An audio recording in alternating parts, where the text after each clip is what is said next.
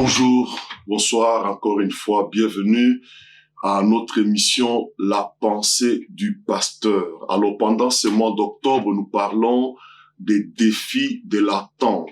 Nous avons relevé le fait que attendre c'est difficile, c'est compliqué. Nous vivons dans un monde où nous voulons maintenant et tout de suite. Nous voulons posséder maintenant et tout de suite ce que Dieu nous a promis. Et c'est difficile d'attendre parce que il y a les pieds de la comparaison. Parce que l'autre a eu, nous voulons en avoir maintenant. Nous voulons être promis dans le cadre professionnel maintenant et tout de suite.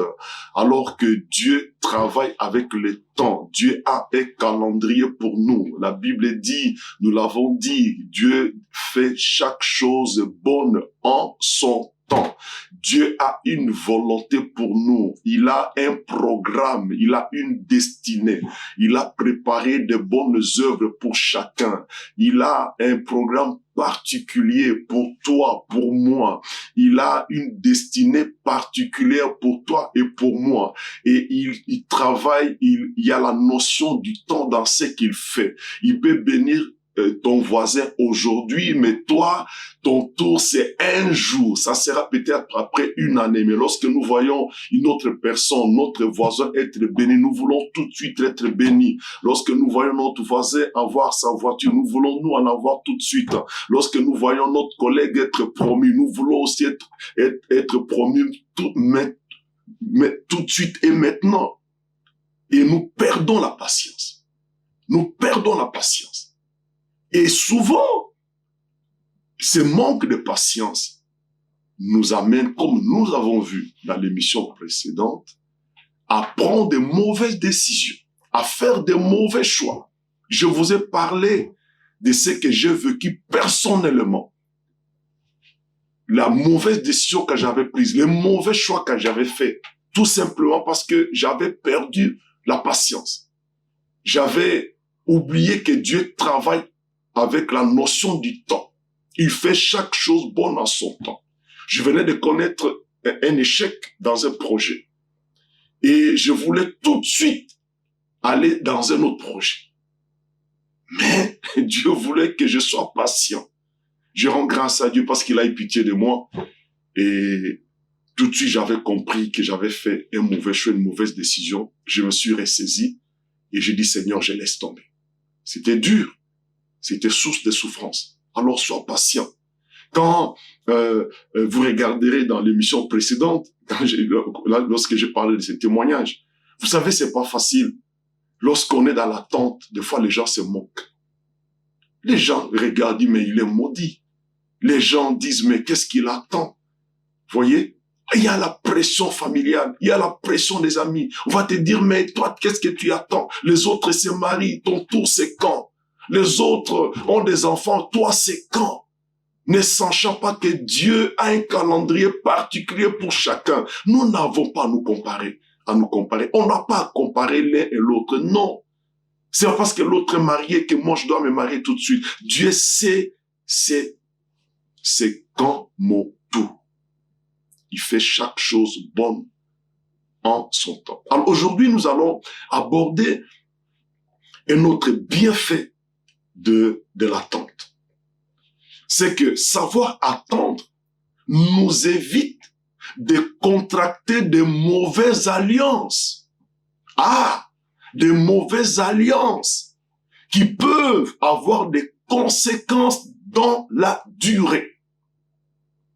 Les manques de patience, les déficits d'attendre, les défauts d'attendre, les manques de patience, malheureusement,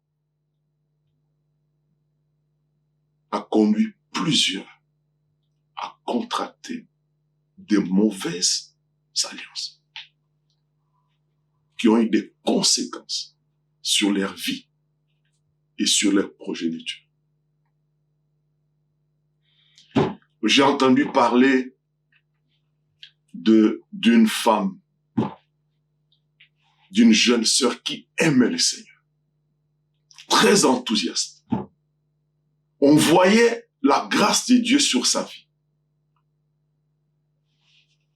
Mais elle avait un problème de patience par rapport au mariage. Elle voulait se marier. Elle voulait se marier. Elle aimait le Seigneur, mais elle voulait que ça aille vite. Alors, malheureusement, un complot a été monté contre elle. Un complot a été monté contre sa vie. Lorsque les méchants, les destructeurs, les agents du diable ont discerné les patiences chez la jeune sœur, ils ont monté un projet contre elle. Ils ont envoyé quelqu'un pour lui donner une prophétie. Dans les jours à venir, il y a un homme qui viendra. Il aura une voiture blanche. Ça sera l'homme de ta vie. La prophétie a été livrée. Les jours qui ont suivi, il y a un homme qui a débarqué au sein de l'église. Curieusement, avec une voiture blanche. Le monsieur va s'approcher du pasteur pour dire, voilà, qu'il avait besoin de se marier. Il se présente comme homme de Dieu, enfant de Dieu. Malheureusement, il a eu une certaine influence sur les serviteurs de Dieu. Et les jours qui ont suivi, il va aller demander la main à cette fille. La fille, voyant les signes, soi-disant de la prophétie reçue, elle s'est dit tout de suite que c'est l'homme de ma vie. Elle va s'engager dans cette relation, dans cette alliance. Le projet est allé plus loin.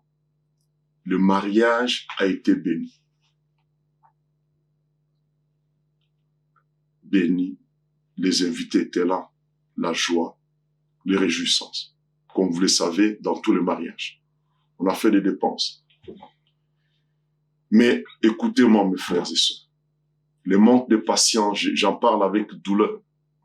Combien ça peut détruire toute une vie. Ils se sont mariés. Mais qu'est-ce qui se passe la nuit des noces? La sœur s'est réveillée la nuit des noces parce qu'elle voulait aller aux toilettes. Et tout de suite, elle a eu envie de boire. Elle a eu soif. Elle a eu soif. Elle va ouvrir le frigo, le réfrigérateur pour boire de l'eau. Et là, qu'est-ce qu'elle trouve?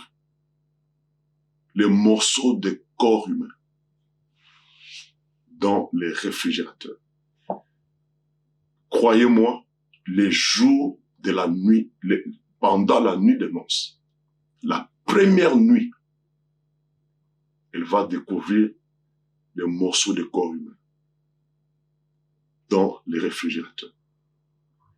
Elle voulait tout de suite, elle voulait le mariage, la précipitation. Et le monsieur, sur son lit, c'est parce qu'elle a crié, le monsieur se réveille et lui dit, il y aura pire que ça.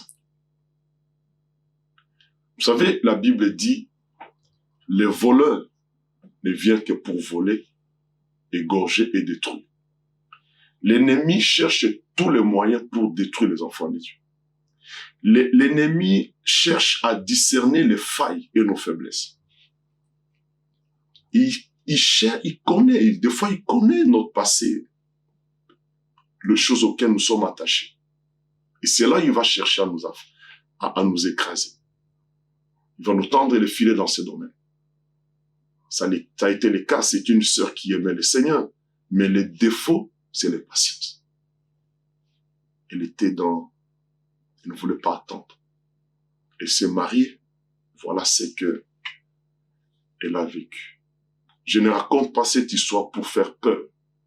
C'est simplement pour nous éviter de tomber dans les filets de l'ennemi. Parce que le manque de patience, le fait de ne pas savoir attendre, ça peut nous amener à ça, à contracter des alliances, de mauvaises alliances qui peuvent avoir des conséquences dans nos vies. Il y a plusieurs histoires comme ça des personnes qui se sont engagées dans de mauvaises alliances parce qu'ils n'ont pas voulu attendre. Ils n'ont pas voulu coopérer avec Dieu. Ils n'ont pas voulu chercher la volonté de Dieu. Ils ont voulu aider Dieu. On n'aide pas Dieu. Dieu a tous les moyens pour accomplir ses promesses.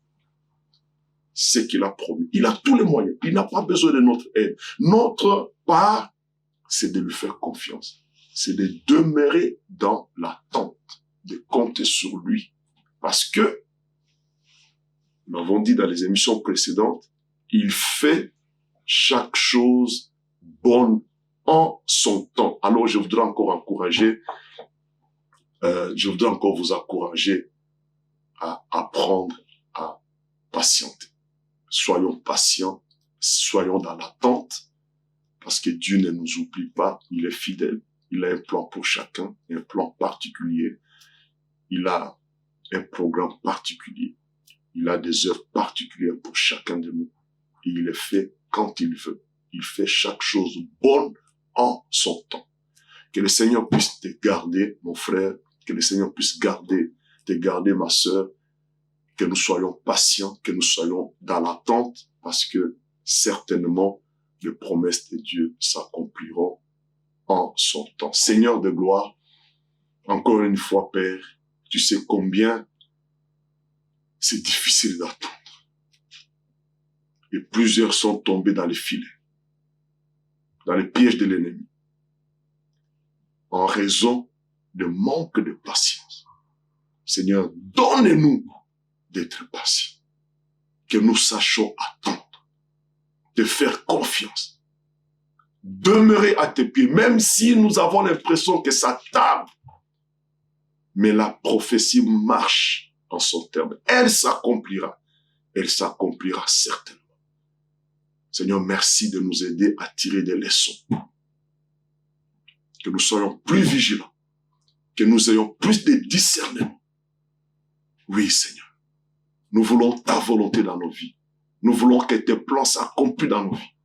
Alors aide-nous à être patients, savoir te faire confiance. Dans le nom tout-puissant de Jésus. Amen.